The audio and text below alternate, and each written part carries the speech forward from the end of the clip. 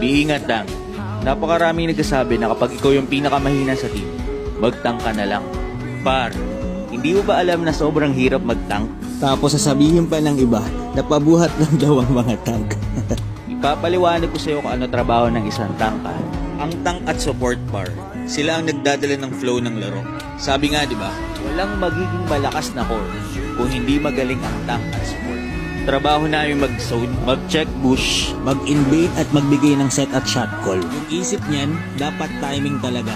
Kasi kapag pumasok siya, alam niya na mayroong follow-up sa mga set niya. Ang mindset ng mga tank guys, isip namin kung paano hindi mababaho, mapoprotektahan at makakapagbigay ng magandang pick-off para lumakas ang kakampi namin.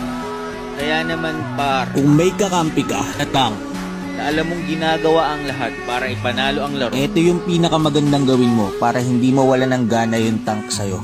Pag nag-i-invade siya,